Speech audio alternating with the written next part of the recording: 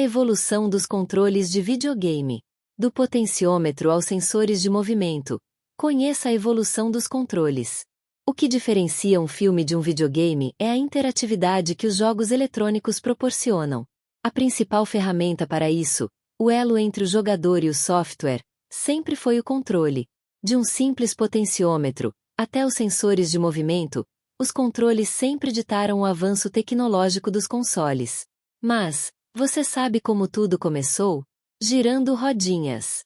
Apesar de gerar debates, o Tennis for Two é considerado por muitos como o primeiro jogo eletrônico da história.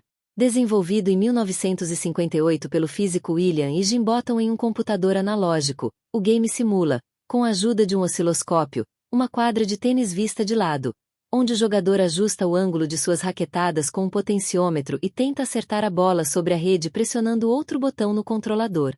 O potenciômetro é aquele botão rotativo, como o volume de um rádio antigo, que se tornou padrão por muito tempo, principalmente no Pong, que se assemelhava muito ao Tennis for Two. O potenciômetro foi adotado pelo Odyssey, o primeiro console de mesa da história, e é muito lembrado pelos brasileiros por estar presente no telejogo, clone de Pong fabricado por aqui. Manches, manetes e os joysticks.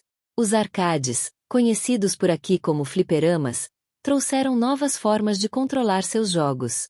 As manetes e manches foram baseados em controladores de aeronaves e elevadores e funcionavam muito bem não só para jogos de aviação, mas para qualquer game que necessitasse de uma movimentação para múltiplas direções.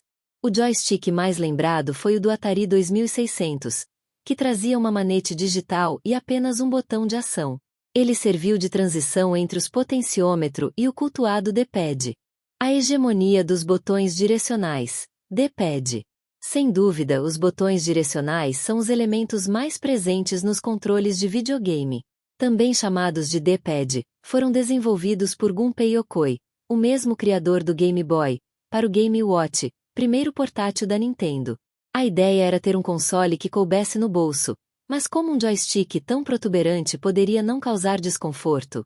A solução foi criar 4 botões, para as diferentes direções, mas com a aparência de apenas um botão em forma de cruz.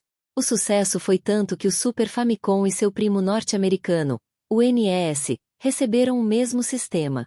De lá para cá todos os consoles da Nintendo têm seu D-pad, e até o lançamento do Joy-Con do Nintendo Switch, respeitava o mesmo design criado por Yokoi. Os botões direcionais fizeram tanto sucesso que todas as fabricantes aderiram, mudando um pouco seu formato, mas nunca se distanciando totalmente da ideia original. Até hoje o D-pad está presente na maioria dos controles lançados. Criatividade e realismo. A busca dos videogames sempre foi proporcionar uma maior imersão durante a interação do jogador com o game. Por isso muitos controladores que remetiam a acessórios comuns do cotidiano foram criados.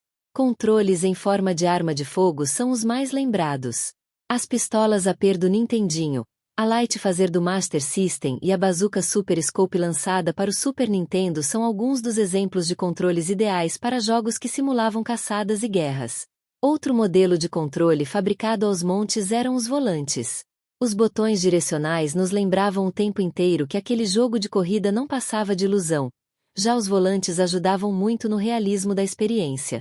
Podemos citar também os tapetes de dança, as guitarras, baterias e demais controles em forma de instrumentos musicais. Jogos rítmicos pedem controles específicos. Muitos botões e vibração. As alavancas analógicas se diferem dos joysticks digitais pela leveza e maior cobertura direcional.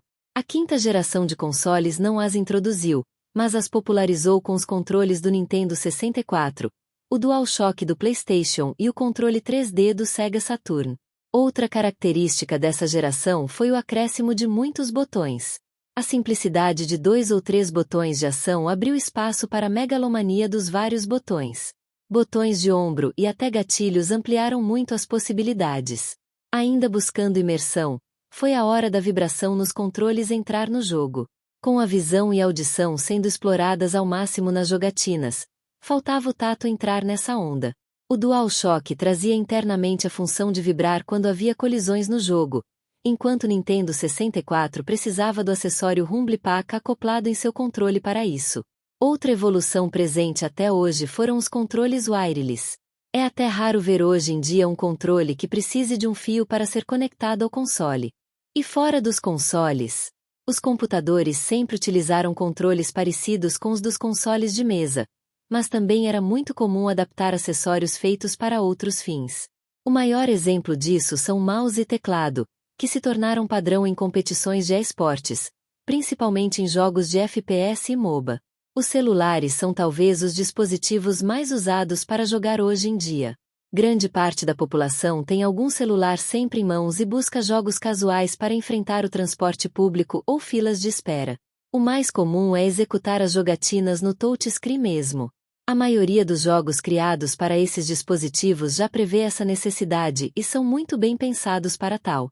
Grandes exemplos são os badalados Angry Birds e Candy Crush. Os sensores de movimento transformaram o corpo do jogador no controle. Sensores de movimento. A mais recente revolução dos controles foram os sensores de movimento. Durante a 7ª geração, o Nintendo Wii trouxe um sensor em forma de barra que permitia que o jogo interpretasse seus movimentos através do Wii Remote, que lembrava muito um controle remoto de TV, e deveria estar em uma das mãos. Um nunchuk poderia ser acoplado ao seu Wii Remote adicionando uma alavanca analógica e mais botões. As concorrentes não ficaram para trás. A Sony trouxe para o PlayStation um PS Move, que lembrava muito o Wii Remote e o nunchuk, e eram captados pela PlayStation Eye, sucessor do iToy do PlayStation 2. A Microsoft revolucionou ainda mais com o aclamado Kinect, um sensor de movimento que dispensava qualquer acessório nas mãos do jogador. Com o Kinect, seu próprio corpo te liga com o personagem do jogo. Vale uma menção honrosa para o Activator, lançado em 1993 para o Mega Drive. O acessório previa o sucesso do uso de movimentos corporais para controlar os jogos, mas falhou devido à sua imprecisão. Olhar a evolução dos controles é olhar a evolução dos videogames. Ver que saímos dos potenciômetros e chegamos aos sensores de movimento, mas nunca abrimos mão dos direcionais e botões de ataque, mostra que as possibilidades são diversas. O que importa é a diversão, a interatividade e a imersão. Se inscrevam-se no canal NitroTube Casa dos Leléus. Valeu! Falou! E fui Ige!